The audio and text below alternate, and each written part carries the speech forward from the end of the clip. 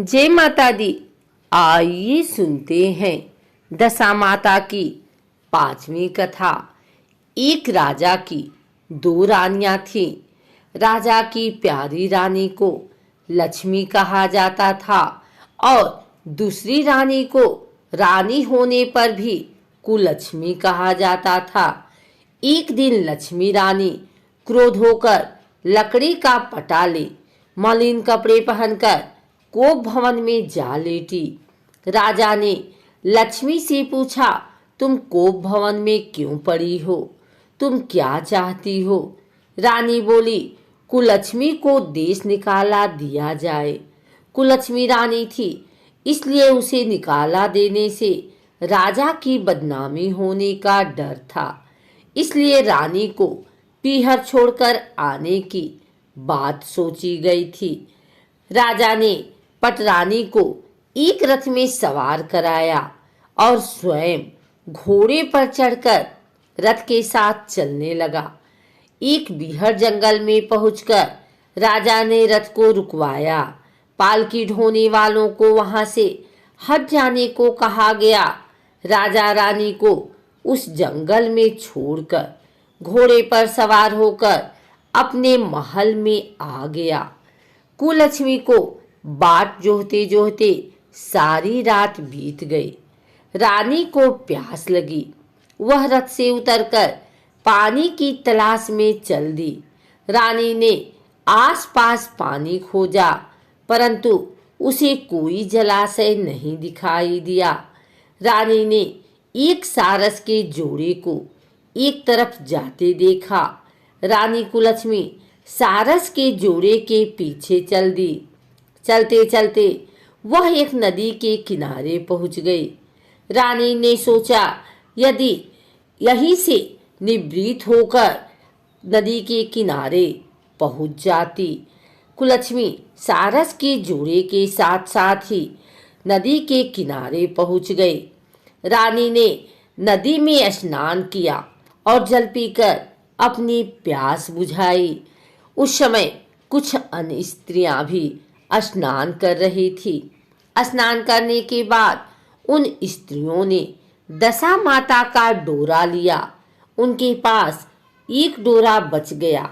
उन्होंने रानी से डोरा लेने का अनुरोध किया।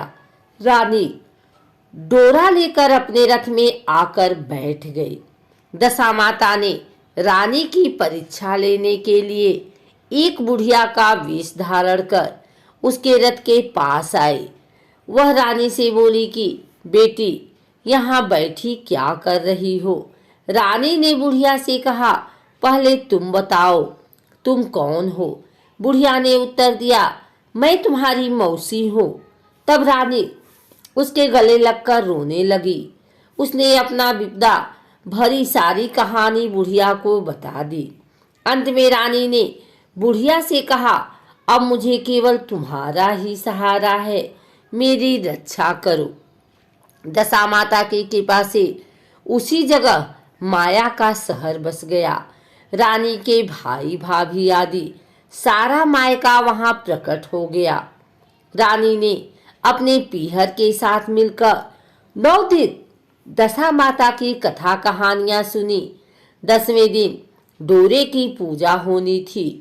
उस दिन सवेरे उठकर दशा माता ने रानी से कहा, नदी में स्नान कर आओ, वहां तुमको स्वर्ण कलश मिलेगा, तुम उसे ले लेना और जो डोली तुम्हें लेने आए उसमें बैठ जाना।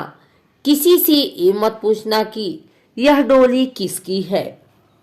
रानी ने नदी में स्नान किया।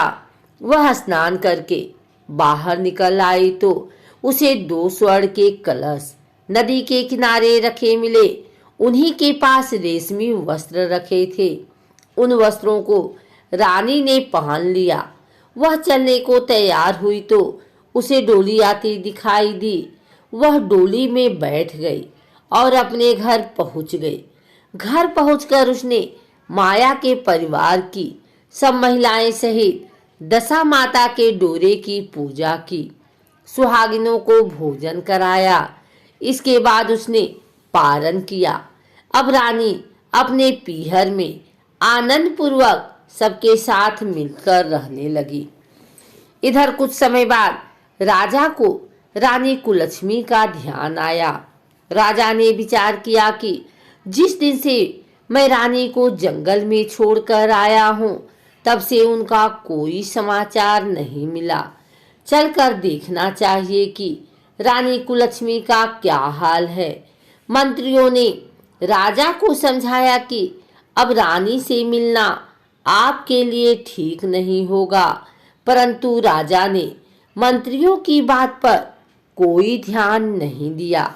वह घोड़े पर सवार होकर उसी स्थान पर पहुंचा जहां पर रानी को छोड़ आया था। राजा को ये देखकर बड़ा आश्चर्य हुआ कि यहाँ तो सघन वन था, परंतु अब यहाँ रमणीक बस्ती बसी हुई है। राजा ने लोगों से पूछा, यह कौन सी नगरी है? लोगों ने उसे बताया कि यह कुलक्ष्मी का नगर है। अब तो राजा के आश्चर्य का ठिकाना न रहा।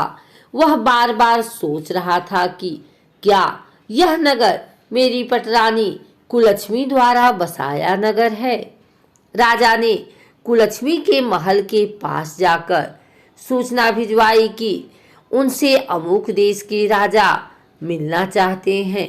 रानी ने राजा को पहचान कर मिलने से मना कर दिया, परंतु मौसी ने उसे समझाया कि हिंदुओं में तो पति परमेश्वर माना जाता है।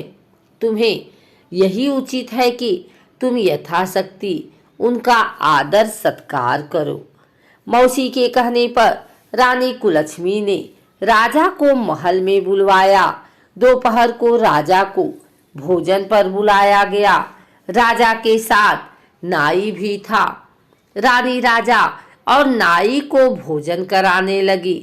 पहली बार रानी ने नाई की पत्तल पर भोजन परोसा तो नाई ने रानी के पैर पर एक छींटा लगाया। रानी इस भेद को नहीं समझ सकी। नाई ने उसके पैर पर रायते का छींटा क्यों मारा? रानी दूसरी बार पोशाक बदलकर फिर आई। राजा मन में सोचने लगा कि यहाँ तो बहुत सी रानियां हैं, सबकी शक्ल एक जैसी है। मैं अपनी रानी को कैसे पहचानूंगा? डेरे आकर राजा ने नाई से कहा, यहाँ तो कई रानियां हैं, मैं अपनी रानी को कैसे पहचानूं?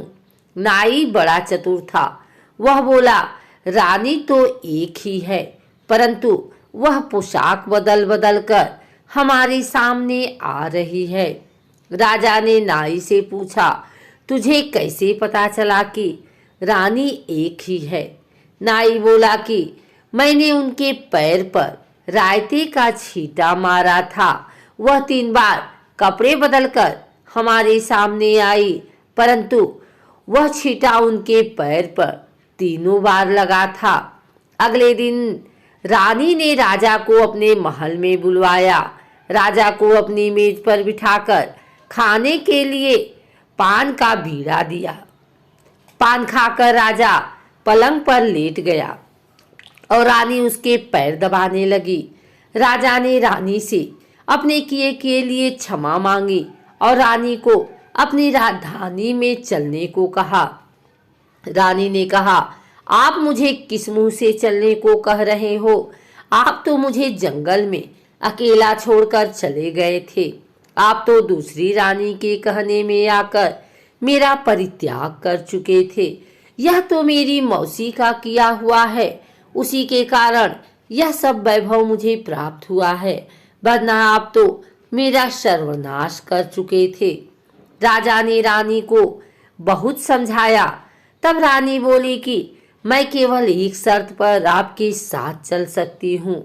आप मेरी मौसी से वरदान मांगेंगे कि यह नगरी आपकी राजधानी के पास पहुँचा दें, जिससे जब मेरा मन चाहे आपके पास रहूं और जब जी चाहे तो मौसी के दिए महल में चली जाऊं। मेरी मौसी बड़ी दयालु हैं, संभव है कि वह हमारी बात मान जाएं। राजा ने दशा माता मौसी से प्रार्थना की कि मौसी ने राजा की बात मानकर दोनों शहरों को पास पास स्थापित कर दिया, मानो एक दूसरे के ही भाग हों। राजा ने दशा माता की कृपा का फल जानकर शहर में ढिढोरा पिटवाया कि उनकी प्रजा दशा माता का पूजा किया करे। भगवती दशा माता ने जिस प्रकार कुलक्ष्मी पर दया की, वैसे ही दया सब जने पर करना।